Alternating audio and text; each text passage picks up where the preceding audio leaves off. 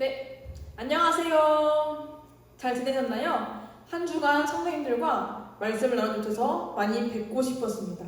오늘은 리딩 지저스 6권, 마지막 권의 첫 번째 시간으로 바울서신 1, 부활을 사는 우리에 대해서 함께 살펴보겠습니다. 우리 저번 시간에 로마서를 함께 보았습니다.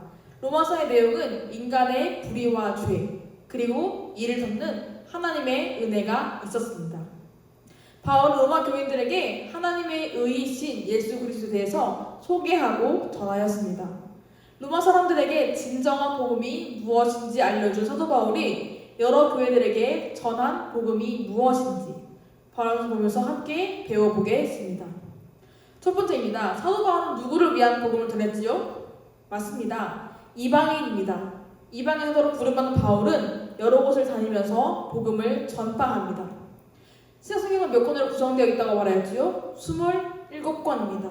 그중 바울서는 무려 13편으로 구성되어 있는 편지입니다.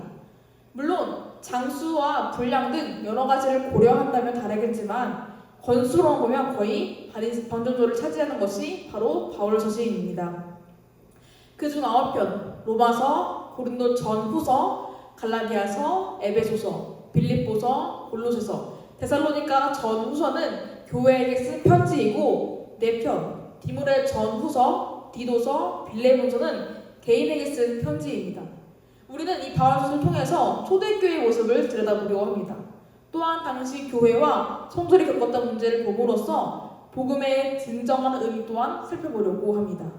열체페드 바울서에 가르치는 내용이 무엇인지 한번 보도록 하겠습니다. 첫 번째입니다. 바울서신의 핵심 주제입니다. 먼저 바울과 그가 행한 선교 사역에 대해서 보도록 하겠습니다. 여러 선수는 바울에 대해서 이 땅에 살았던 그리스도인 가운데 가장 영향력이 있는 사람이라고 주장해도 지나치지 않다고 목소리를 내고 있습니다. 신학자인 게알더스 못은 이렇게 말했습니다. 바울의 주장들이 기독교를 위하여 기울인 가장 위대한 창조 사고의 존재성을 드러내 보여준다라고 말합니다. 또 고전주의자인 마이클 그레트는 이렇게 선언합니다. 바울의 중요성은 또한 종교의 분야를 넘어서도 매우 폭넓게 확대된다. 그는 세대마다 비종교 사건들과 비종교적 사고방식에도 즉 정치, 사회학, 전쟁, 철학 그리고 계속 이어지는 세대들의 사고방식에 형성된 무형적인 분야에 이르기까지 그는 엄청난 영향력을 발휘했다라고 말합니다. 따라서 그는 하나의 종교적 인물뿐만 아니라 인류 역사를 이루어낸 인물의 한 사람으로 보아야 한다라고까지 말하고 있습니다. 이러한 바울은 주로 그리스도 안에 있는 하나님의 은혜를 해석하고 적용함으로써 교회를 세우고 성장시키는 것에 중요한 역할을 하고 있습니다. 따라서 위에서 비슷한 것과 같이 사도바울의 도적은 바울서신은 많은 분량을 차지하고 있습니다. 사도행전과 로마서를 통해서 우리는 사도바울에 대해서 배웠지만 한 번 더 그가 어떤 사람인지 살펴보고 바울서신을 들어가 보도록 하겠습니다. 먼저 바울은 소아시아 다소 출신의 시민으로 태어났습니다. 하지만 그는 바로 로마의 시민권을 가지고 있었습니다. 그리고 그는 유대교의 가장 엄격한 파이자 영향력이 큰 바리새파의 철저하고 열심히 있는 구성원이었습니다. 이 바리새파는 기록된 법인 모세율법을 해석하고 보완하기 위하여서 1년의 규정인 장로연수 등 구정법에 막대한 관심을 기울이고 있습니다. 바울은 유대한 유대학자 가말리엘 1세 문화에서 교육을 받았으며 유대교를 향한 열심으로 초기 기독교 운동을 박해합니다. 바울은 갈라디아서 1장 14절, 사도행전 22장 3절, 빌립보서 3장 6절에서 열심이라는 어를 사용하고 있습니다. 이 당시 이스라엘 역사에는 여호와의 존귀를 보존하는 데에 열심히 특출난 열심히 있는 영웅들이 등장합니다. 갈라디아서 1장 10절은 내가 이전에 유대교회에 있을 때에 행한 일을 너희가 들었거니와 하나님의 교회를 심히 박해하여 멸하고 라고 말합니다. 바로 바울은 유대교 시킨 동안 조상의 유전의 명예를 지키기 위해서 대적들을 심히 박해하고 잔해하였던 열심히 특출난 인물이 바로 사도 바울이었습니다. 하지만 어떻게 되었습니까? 잘못된 열심을 가지고 예수님을 박해하려고 다메섹으로 가던 도중에 예수님을 만나고 전하는 이방인의 사도가 되었습니다. 바울서신은 그 아래 생애를 구성하는 것에 필요한 정보를 제공하지는 않습니다. 왜냐하면 바울은 자신을 알리고자 한 것이 아니라 예수 그리스도 복음 전파하는 것이 그의 목적이었고 교회들마다 존재하는 특정 문제를 다루기 위한 서신을 기록하였기 때문입니다. 하지만 우리는 사도 바울이 어떤 사람인지 무엇을 했는지 궁금합니다. 따라서 우리는 누가가 기록한 사도행전의 이야기를 통하여서 제공된 상세하고 순차적인 자료와 그 전반적 구조에 들어맞는 바울 서신의 연들을 보고자 합니다. 바울의 선교사 연표와 기록 연대는 맨 마지막 장 바로 여기에 이렇게 기록되어 있습니다. 맨 마지막 한번 살펴보시면서 보도록 하겠습니다. 이렇게 바울은 많은 사역들을 하였습니다. 신약성경 대부분을 차지하는 바울 서신을 기록했을 만큼 위대한 사도 바울은 어떻게 그렇게 할 수 있었을까요? 바로 그는 자신이 아니라 하나님께서 택하셔서 온전한 사도적 권위를 지닌 하나님의 부름받은 사도임을 인식하였기 때문입니다. 따라서 바울은 그가 가르친 내용이 부족하다는 생각을 하거나 가르치면서 위축되지 않았습니다. 왜냐하면 그 고린도전서 10장 30절 말씀처럼 주의 명령을 기록하였고 주의 명령을 전하는 사람이었기 때문입니다. 또한 이런 바울의 가르침 6개의 근원이 있습니다. 한번 보겠습니다. 첫 번째는 무엇일까요? 계시입니다. 그는 갈라디아서 1장 12절에서 이렇게 말하고 있습니다. 이는 내가 사람에게서 받은 것도 아니요 배운 것도 아니요 오직 예수 그리스도의 계시로 말미암은 것이라 라고 말합니다. 이 계시는 삶을 변화시킨 담의 도장에서의 한 경험입니다. 예수님께서는 바울에게 복음, 즉 하나님의 계시를 직접 그에게 알리셨습니다. 그래서 그는 계시를 따라 복음을 선포합니다. 둘째는 바로 다른 그리스도인입니다. 그는 주 형제들과 같은 다른 그리스도인들에게서 초기 기독교 전승들을 듣고 보았습니다. 셋째는 무엇일까요? 예수님의 가르침입니다. 바울은 비록 예수님과 함께 동시 살았던 사람은 아니었고 그에 따라서 직접 듣진 않았습니다. 하지만 앞서 계시와 같이 그는 예수님 복음을 들었으며 예수님의 가르침을 인용하고 있습니다. 바울의 신학은 자신의 사랑을 전파한 것이 아니라 예수님의 가르침과 일치하는 즉 바른 복음을 선포하였기 때문입니다. 넷째는 무엇일까요? 구약입니다. 바울 서신에서 90회 이상 구약을 인용하며 구약에 관한 사고방식 사용 내용을 암시하기도 하였습니다. 구약은 바울의 사상을 형성하였고 예수님의 구약 성취는 바울이 구약을 해석한 렌즈였습니다. 다섯 번째는 무엇일까요? 헬라 세계입니다. 바울은 헬라 세상에도 능통한 자가 바로 바울이었습니다. 복음을 표현하고 명확하게 설명하기 위하여서 헬라의 언어와 개념들을 사용합니다. 여섯 번째는 무엇일까요? 유대교입니다. 그에게 영향을 많이 끼치고 사고 형성에 도움을 준 것은 그가 유대인으로 교육을 받았다는 사실입니다. 근데 빌립보서 5, 6절에서 나는 8일 만에 할례를 받고 이스라엘 족속이요 베냐민 지파요 히브리인 중에 히브리인이요 율법으로는 바리새인이요 열심으로는 교회를 박해하고 율법의 의로는 힘이 없는 자라라고 말합니다. 바울은 그 시대 유대교회 맥락에서 구약을 배웠습니다. 이러한 맥락을 바탕으로 바울은 여러 교회에 편지를 쓰고 가르치고 있습니다.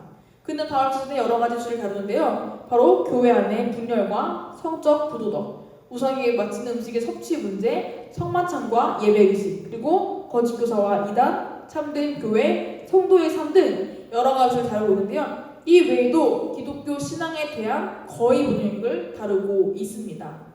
이러한 다양한 주제들 가운데서 예수 그리스도의 죽음과 부활이 바울 서신의 핵심 내용입니다. 따라서 바울 서신의 핵심 메시지는 예수님께서 어떤 분이시며 구원을 위하여서 무엇을 행하셨으며 예수님께서 이루신 구원에 우리가 어떻게 참여하는지를 설명하고 있습니다. 이것은 성도의 삶과 앞으로 다가올 종말과도 관련이 있습니다. 따라서 바울은 서신서에 걸쳐서 예수 그리스도의 십자가를 자랑하면서 동시에 예수님의 부활의 중요성을 강조하고 있습니다. 특별히는 고린도 전서와 다루려고 하는데요. 고린도 전후서에는 예수님의 십자가와 부활이 다른 서신서에 비하며 더 많이 비중을 차지하고 있습니다. 한 주 동안 말씀을 읽으시면서 예수님의 십자가와 부활이 반복해서 나타나는 것을 살펴보셨을 것입니다. 두 번째는 부활의 승리입니다. 그래서 바울이 왜 고린도 교회에게 십자가와 부활을 이야기했는지 보도록 하겠습니다. 고린도서의 내용을 함께 보도록 할 텐데요. 우리 저번에 로마서를 함께 읽고 배웠습니다. 이 전후서는 로마서보다는 덜 형식적이고 덜 체계적인 책이 고린도 전후서입니다. 이 서신들은 특정 사람을 대상으로 하여 쓴 책으로서 가장 실질적인 책이며 또 구체적인 문제가 있을 때 쓴 상황적인 책이기 때문입니다. 신학적이고 윤리적인 문제 다루고 있는 만큼 본 서신에서는 여러 가지 교훈과 설교 자료가 함축되어 있습니다. 물론 이 시대 당시 편지를 쓰던 시대와 지금의 시대는 사람도 환경도 많이 다르지만 오늘날에도 윤리적이며 신학적 가르침의 모델이 되고 있습니다.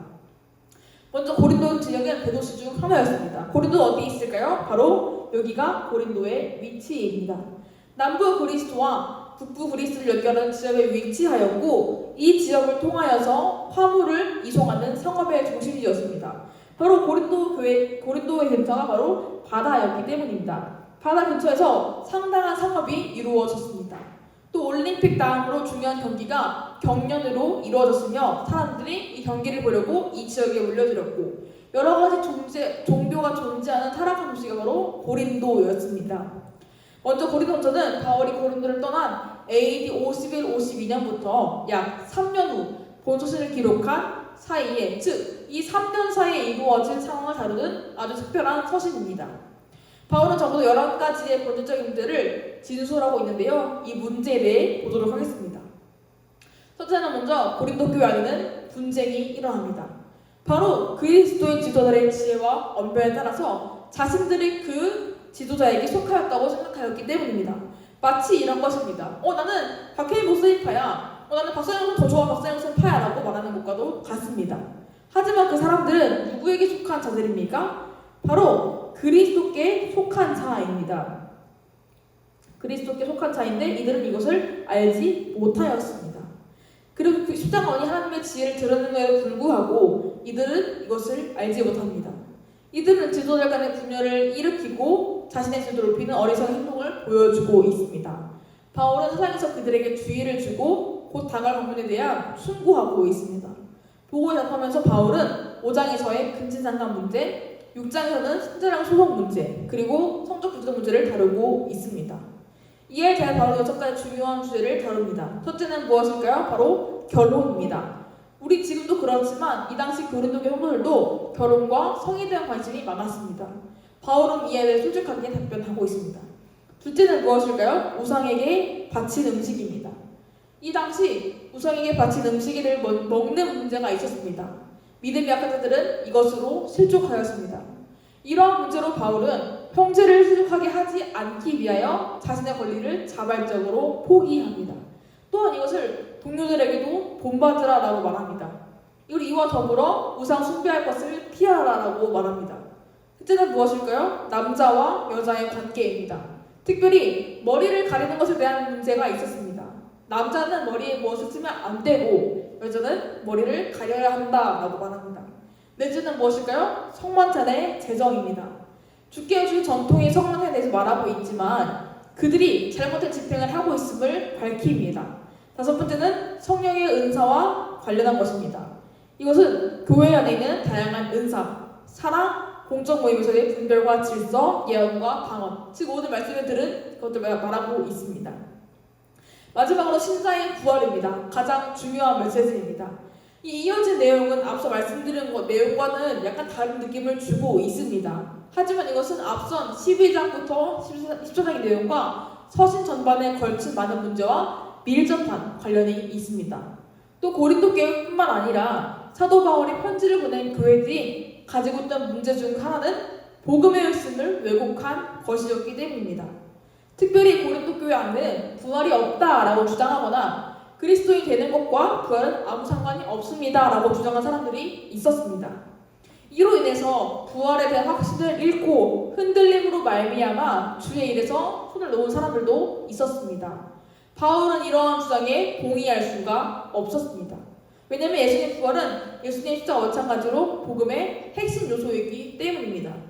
따라서 바울은 고린도서 15장에서 부활의 의미를 자세하게 설명하고 있습니다.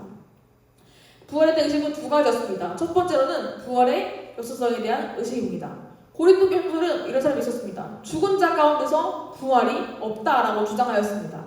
바울은 이런 주장에 대해서 먼저 그리스도의 역사적인 부활을 제시하고 있습니다. 먼저 1장부터 11장은 부활의 증인에 대해서 말하고 있는데요. 바울은 복음을 전할 때 그가 먼저 받은 것을 말합니다. 15절은 이렇게 말하고 있습니다. 내가 받은 것을 먼저 너희에게 전하였느니 라고 말합니다. 여기에서 받다 그리고 전하다 라는 것은 전통을 전승하는 것을 말하는 것입니다. 이것을 헬라어로는 케리그마라고 말하는데 초대교회에서 선포한 내용을 요약했다라는 의미입니다. 이 내용은 다음과 같습니다. 첫 번째로는 그리스도는 죽으시고 장사 지내만 되셨다. 둘째는 그리스도는 다시 살아나시고 사람들에게 나타나셨다라는 것입니다. 먼저 장사 지내만 되셨다는 것은 죽었다는 것을 확증한 것이요. 그리고 둘째로는 다시 살아나시고 나타나셨다라는 것은 예수님의 부활을 사람들에게 확인시켰다라는 것입니다. 바울은 그리스도의 죽으심, 장사 지냄, 다시 살아나심은 어떻게 되어지기를 말하고 있습니까? 성경대로 되어진 일이라고 말하고 있습니다. 예수님 부활하신 후 개바에 나타나시고 그리고 12자에 나타나시고 그리고 500의 형제와 야고보 모든 사도에게 나타나십니다. 그리고 맨 나중에 완성되지 못할 남자 같은 4개, 즉 바울에게도 보이셨다라고 말하고 있습니다. 이렇게 부활을 목격한 증인들 그리고 그 당시 있지 않아서 예수님 부활을 직접 보지 못했지만 나타나심으로 그는 부활을 알게 되었습니다. 바울은 이렇게 목격한 사람들을 이야기하는데 복음서에서 예수님이 부활을 목격하고 전했던 여성들이 있지 않습니다. 바로 이것이 여성들이 부활을 보지 못했던 것이 아니라 이 시대의 업종적인 증인들을 남자를 언급함으로써 그 증거를 보여주고 있습니다. 아까 부활의 내용이 2가지라고 말했습니다. 첫 번째는 부활의 역사성이었고 둘째는 바로 죽은 자 가운데서 부활이 없다라고 말하는 것입니다. 바울은 죽은 사람의 부활에 대해서 말하고 있습니다. 고린도 형들 중에는 그리스도에 대는 것과 부활은 아무 상관이 없다라고 말하는 자들이 있었습니다. 이에 대한 바울은 예수 그리스도의 부활은 그리스도인의 부활을 보증한다라고 말합니다. 바울은 그리스도인들이 부활이 있을 것을 증거하기 위해서 몇 가지 논리를 따라 주장을 펼칩니다. 첫 번째는 무엇일까요? 고린도서 10장 10절에 15절 말씀입니다. 함께 읽겠습니다. 만일 죽은 자의 부활이 없으면 그리스도도 다시 살아나지 못하였으리라. 그리스도께서 만일 다시 살아나지 못하셨으면 우리가 전파하는 것도 헛것이요 또 너희 믿음도 헛것이며 또 우리가 하나님의 거짓 증인으로 발견되리니 우리가 하나님이 그리스도를 살렸다고 증언하였습니다. 만일 죽은 자가 다시 살아날 일이 없으면 하나님이 그리스도를 다시 살리지 아니하였으리라 라고 말합니다. 바로 이것은 부활을 의심하는 자들에 대해서 말하고 있습니다. 보편적으로 세상에 부활이 없으면 그리스도의 부활이 없는 것을 말하고 있고요. 그리고 우리가 전파하는 것이 헛것 그리고 믿음 또한 헛것이라고 말했습니다. 바로 즉 이 사도들이 거짓 증인으로 발견됐다라고 말하는 것입니다. 둘째 말씀입니다. 함께 읽겠습니다. 만일 죽은 자가 다시 살아난 일이 없으면 그리스도도 다시 살아난 일이 없었을 터이요. 그리스도께서 다시 살아난 일이 없으면 너희의 믿음도 헛되고 너희가 여전히 죄 가운데 있을 것이요 라고 말합니다. 위에서 믿음도 헛되다라고 말하는데 여기서도 믿음도 헛되고 가장 중요한 게 무엇입니까? 너희가 여전히 죄 가운데 있을 것이다 라고 말합니다. 이것이 얼마나 무서운 말인지를 기억해야 합니다. 예수님께서 십자가에 죽으심으로써 우리 죄에 대해 용서를 받았는데 이것이 아니라는 것입니다. 즉 예수를 믿는 자나 믿지 않는 자나 같다라는 의미입니다. 박영석 목사님은 이에 대해 이렇게 말씀하십니다. 우리가 더욱 불쌍하다라고 말합니다. 바로 믿는 자가 제일 불쌍하다라는 것입니다. 믿는데 왜 죄 용서를 받지 못했냐라는 의미를 담고 있습니다. 하지만 실상은 어떻습니까? 정반대입니다. 예수님은 죄와 사망의 권세를 이기시고 부활하심으로써 우리의 죄의 문제를 다 해결하시고 영원한 생명을 허락해 주셨습니다. 예수 그리스도 공로라 사도 바울은 예수 그리스도의 부활과 성도들의 부활이 어떻게 연합되는지를 설명하고 있습니다. 이것은 다음 장에서 함께 보겠습니다. 3장입니다. 바울은 15장 2절부터 새로운 논증을 시작합니다. 바로 복음에 대한 심오한 진술을 말하고 있습니다. 위에서 말씀드린 것과 같이 예수 그리스도의 부활과 성도들의 부활이 어떻게 하는지 보려고 하는데요. 특별히 오늘은 성도들의 부활의 미래적인 면과 과거적인 면 2가지를 함께 보도록 하겠습니다. 첫 장은 먼저 성도들의 부활의 미래적인 면을 보도록 하겠습니다. 15장 2절 말씀을 함께 읽겠습니다. 그러나 이제 그리스도께서 죽은 자 가운데 살아나서 잠자는 자들의 첫 열매가 되셨다라는 의미입니다. 부활에 관한 의미를 깊이 이해할 수 있도록 첫 열매라는 단어를 사용하고 있습니다. 첫 열매는 무엇일까? 첫 열매는 유대인들이 수확물의 첫 단을 사는 것을 사용한 용어로서 이사월 16일에 성전에서 하나님께 바쳐지는 것을 의미하고 있습니다. 첫 열매는 재물들, 세금들, 아이들이 사용된 용어였습니다. 수확물의 첫 열매를 드리는 관습은 그리스 로마 세계에도 흔한 일이었습니다. 이것을 탄 헬라 아파르케는 농사와도 관련이 있었습니다. 바로 구약과도 관련이 있었던 것이지요. 하지만 이것은 첫 번째 열매와 이 열매를 하나님께 바치는 것이라는 의미보다는 나머지 수확물 전체와의 연결고리라는 것과 더 가깝습니다. 바로 유기적인 연합이라는 개념입니다. 첫 부분을 말하지만 그것은 전체와도 분리될 수 없다라는 의미를 갖고 있습니다. 즉, 이 수확물 처음을 드리는 것은 나머지도 하나님께 드린다라는 의미를 내포하고 있습니다. 바울 로마서 8장 20절과 10절 16절에서 첫 번째 대표적인 부분에서 이 용어를 사용하고 있으며 고린도서 16장 15절과 로마서 16장 5절에서 한 지역의 첫 회심자인 고린도에 있는 스데반나의 가정과 아시아에 있는 에베도를 가리키는 것에 이 용어 첫 열매를 사용하고 있습니다. 즉 정리하자면 예수님은 하나님의 첫 열매이자 죽은 자들 가운데에서 다시 살리심을 받게 될 많은 사람들을 보증하는 하나님의 약속입니다. 예수 그리스도를 첫 열매라고 칭함으로써 죽은 신자들의 부활이 필연적이다, 절대적으로 필연적이다라는 것을 주장하고 있습니다. 여기서 일어난 예수님의 부활과 미래의 성도들의 부활은 분리된 일이 아니라 하나의 큰 수학처럼 동일한 사건으로 이루어진다는 것입니다. 즉, 예수님의 부활이 사실이라면 믿고 죽은 자들 또한 의심을 여지없이 놀라운 사건으로 이루어진다는 것을 의미하고 있습니다. 하나님께서는 예수님 연합한 자들 또한 살리실 것임을 말하고 있습니다. 고린도서 말씀은 이렇게 말합니다. 주 예수를 다시 살리시니가 예수와 함께 우리도 다시 살리사 너희와 함께 그 앞에 서게 하실 줄을 아노라라고 말하고 있습니다. 바울은 그리스도께서 죽은 자들의 첫 열매로 부활하셨기 때문에 그리스도와 연합한 자들은 반드시 부활할 것이라고 증언하고 있습니다. 따라서 예수님께 다시 종말할 때에 그리스도께 속하는 모든 자들이 일으킴을 받게 될 것임을 설명합니다.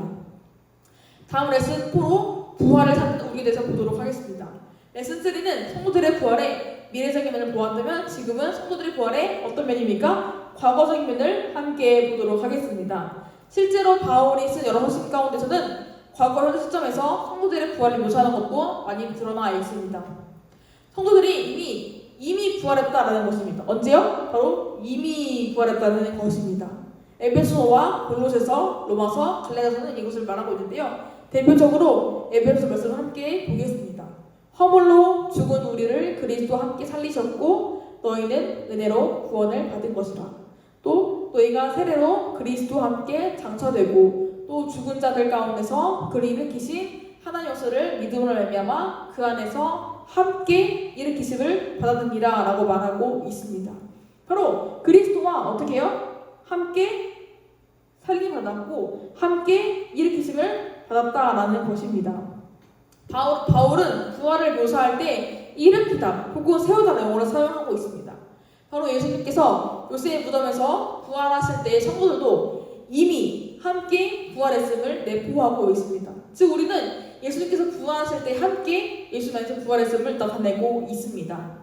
그렇다면 우리는 지금 힘들 수도 있습니다. 예수님은 지금 부활하신 것이 아니라 2000년 전에 부활했는데 이것이 어떻게 우리 것이 될 수 있나요? 라고 말할 수도 있습니다. 이것은 우리를 믿음을 통해서 우리의 것이 될 수 있습니다. 과거에 봐서 예수님 부활은 신자가 예수님을 믿을 때에 실제적으로 성도의 것이 됩니다. 하나님께서 예수님을 죽은 자 가운데 살리신 것처럼 예수 그리스도를 믿음으로 말미암아 연합된 우리를 살리십니다. 바로 예수님께서 이루시고 성취하는 권이 나의 것이 되는 것과도 같습니다. 우리가 알아야 할 것은 이 부활은 신자가 이루어낸 부활이 아니라 그리스도께서 이루어내신 부활이며 그리스도의 공로로 이루어짐을 기억해야 합니다. 예수님의 부활은 믿는 자들에게 의로움과 거룩함을 가져다 주고 있습니다. 우리는 예수님을 통해 함께 이롭게 되었고 거룩한 철도로 초청을 받게 되었습니다. 우리는 바로 부활체인 부활을 소유하지 못했지만 부활을 소유한 존재로 부활 생명을 살아가고 있다는 것입니다. 둘째 줄 함께 읽어보겠습니다. 어떤 말인가? 부활을 소유한 존재로 부활 생명을 살아가는 신자들이라는 것입니다. 우리가 바로 이런 자들입니다. 로마서를 읽으면서 우리는 죄인이 우리를 향해서 의롭다라고 선포하신 것을 함께 들었습니다. 이렇게 의롭다고 선포할 자들에게는 부활의 확실성을 허락해 주셨습니다.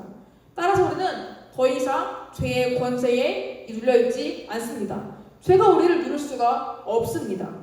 예수님의 신자들은 더 이상 사망의 두려움이 그늘 아래에 살 이유가 없습니다. 이는 하나님께 더 이상 신자들로 하여금 사망이 인간 존재의 최종적인 결정이 되지 않도록 하셨기 때문입니다. 이렇게 4장 부활의 우리가 마치게 되었습니다. 리딩 지저스 교재에 5장은 없지만 고린도서 내용을 좀 더 살펴보고 마무리하도록 하겠습니다. 고린도서 이렇게 이루어집니다. 5개로 분류할 수 있는데요. 첫 번째로는 서론으로서 인사와 소명과 상태, 두 번째로는 바울의 개인적인 결론으로서 여행기의 변경에 대한 변명을 하고 있습니다. 셋째는 새언약 사역에 대한 변론을 하고 있고요. 네 번째로는 마지막에 바울로서 디도가 고린도서 전함을 이유 밝히고 있고, 다섯 번째는 바울의 세 번 장문을 준비하라라고 이루어지고 있습니다. 서로는 먼저 인사와 함께 감정이 드는 기반적 편지로 편지를 시작하고 있습니다. 그리고 환난 중에서 건진받은 곳에는 감사합니다. 둘째는 자신의 여행기를 변호하고 있는데 2장 1절에 이렇게 말합니다. 내가 다시는 너희에게 근심 중에 나아가지 아니하기로 스스로 결심하노니라고 말합니다. 바울은 이때까지 고린도에 가지 않은 이유를 밝히고 있습니다. 그가 가지 않은 이유는 고린도 교회가 아직 하나님께로 돌아오지 않았음, 즉 죄의 상태임을 말하고 있습니다. 이럴 때에 고린도 교회에 가는 것은 바울에게도 고린도 교회에게도 좋지 않았기 때문입니다. 그리고 그 바울은 고린도 교회에게 근심하게 한 사람을 용서하라고 말합니다. 그가 이제 회개하였으니 이제는 그를 받아주라라고 말합니다. 이는 앞서 나타낸 명언되는데요. 죄를 지은 자를 회개와 받아주는 것은 하나님의 사랑을 드러내고 관계가 회복되는 것이기 때문입니다. 셋째는 바울은 새언약 사역에 대해 변론을 하고 있는데 여기서는 아직 완성되지는 않은 종말론적 분장을 올바르게 인식시키도록 하고 있습니다.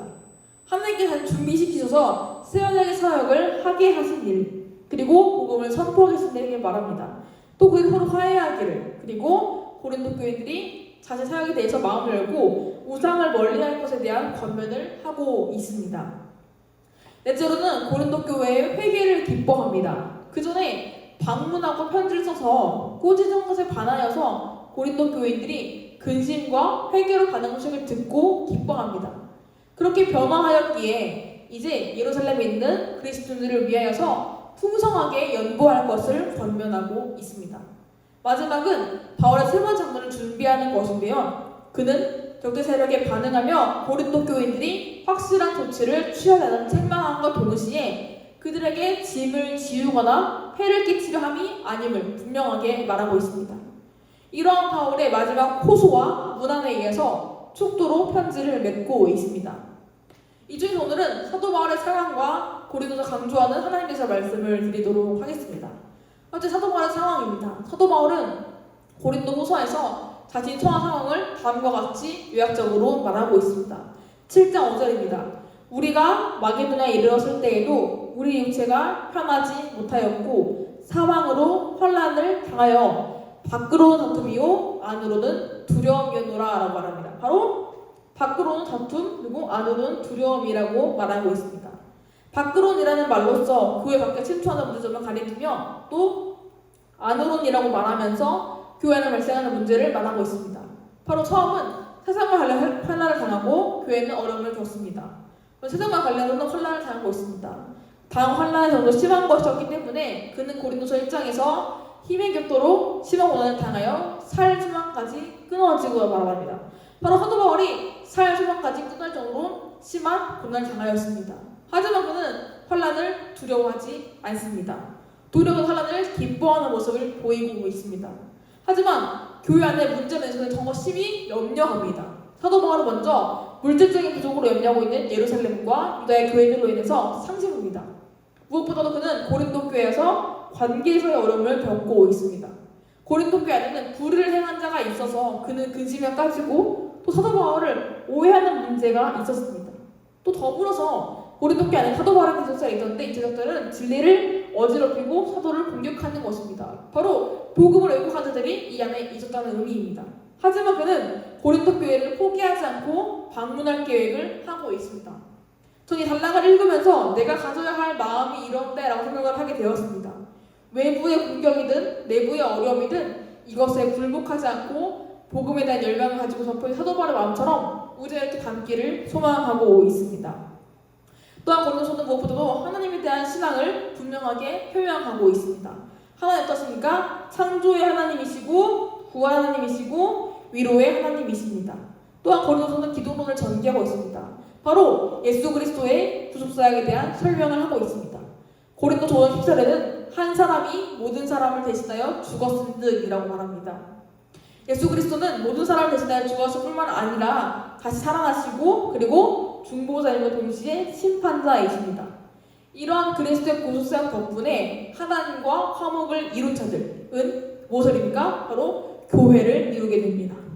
교회는 살아계신 하나님의 성도들로서 세상과 구별되었지만 그렇기 때문에 공격을 받습니다. 하지만 교회는 누구의 보호를 받습니까? 성령의 보호를 받습니다. 성령께서는 교회를 위한 보증이 됐습니다. 동행해 주심으로써 교회는 자유를 누리게 됩니다. 이렇게 고린도서의 내용과 사도 바울의 상황, 고린도 강조하는 하나님에 대한 신학을 함께 나누게 되었습니다. 오늘은 바울의 서신과 고린도 전서를 함께 배웠습니다. 우리 여기서 중심적인 주제가 뭐였죠? 바로 부활입니다. 예수님께서 죽으시고 부활하셨는데 바로 연합한 우리들도 함께 부활의 누림을 설명하고 있습니다. 따라서 예수를 믿어서 여러분 신자들은 이미 부활 생명을 살아가고 있고 앞으로 우주적인 부활도 함께 받게 될 것입니다. 우리는 어떻게 살아가야 할까요? 바울은 서신에서 그리스도 연합함을 풍성하게 말하고 있습니다. 함께 살고 함께 고난을 받고 함께 십자가에 못 박히고 함께 죽고 함께 장사 지내고 함께 부활하고 함께 살리심을 받고 함께 영광에 이르고 상속자가 되고 함께 통치합니다. 바로 우리가 이미 이루어진 것도 있고 앞으로 재림하실 때에 이루어질 일도 함께 있습니다. 우리는 이렇게 예수님과 연합되어 왔습니다. 그러니까 어떻게 살아가야 할까요? 첫째는 소망을 가지고 살아가야 합니다. 이날을 바라보며 기대하고 살기를 소망합니다. 현재 눈앞에 삶을 살아가고 고난과 환난으로 매이는 것이 아니라 마지막 때를 바라보며 소망 가지고 살아갑시다. 고린도 15장 51절을 말하고 있습니다. 그러므로 내 사랑하는 형제들아 견실하며 흔들리지 말고 항상 주의 일에 더욱 힘쓴 자들이 되라. 이는 너희 수고가 주 안에서 헛되지 않는 줄 알미라 라고 말하고 있습니다. 이 고린도 15장은 바로 부활장이었습니다. 부활을 설명한 후에 바울이 이렇게 말하는 것은 현재의 고난이 아니라 미래의 약속, 부활의 영광을 참여할 것을 기대하며 살아가라 라고 말하는 것입니다. 또 그 다음은 현재에 대한 반성을 하며 살아가야 합니다. 우리가 이렇게 약속 소망이 있다고 해서 말씀에서 멀어지고 하나님과의 관계에서 때로는 우리가 그냥 안일하게 살고 있지 않게 돌아봐야 합니다. 또 때로는 약속 소망으로 인해서 마음을 놓고 살아갈 때가 많습니다. 죄를 지어놓고 용서해 주시겠지, 난 구원 받으니까 용서해 주시겠지라는 잘못된 마음이 생기기도 합니다. 하지만 우리가 살지 않기를 소망합니다. 하나님께서 내가 거룩하니 너희도 거룩하라고 말씀하신 것처럼 우리가 부활을 믿고 여러분 자들이기 때문에 거룩하게 살아가시기를 진심으로 소망합니다. 이렇게 내용을 마치게 되었고요. 우리는 다음 주에 부활에 대한 소망을 함께 나누겠습니다. 바로 이렇게 소망 가지고 은혜로 삶을 특별히 에베소서, 갈라디아서, 빌립보서 말씀을 중심적으로 한번 보도록 하겠습니다. 함께 기도하고 마무리하겠습니다. 하나님 감사합니다. 우리 이렇게 부활의 삶을 우리 말씀을 함께 들었습니다. 부활의 소유한 삶을 살아가는 소망합니다. 우리가 어떤 것보다도 생명을 누리면서 부활하고 소망을 살아가는 인도하여 주시옵소서. 또한 우리가 이것을 통하여서 소망을 가지고 또 현재의 삶을 되돌아보기를 소망합니다. 우리가 부활의 소망을 가지고 있다고 해서 때로는 죄의 삶에서 안일하게 살고 있지 않게 돌아오기를 소망하며 늘 거룩하고 기쁜 삶을 살아갈 수 있도록 인도하여 주시옵소서. 예수님의 이름으로 기도드립니다. 아멘. 감사합니다.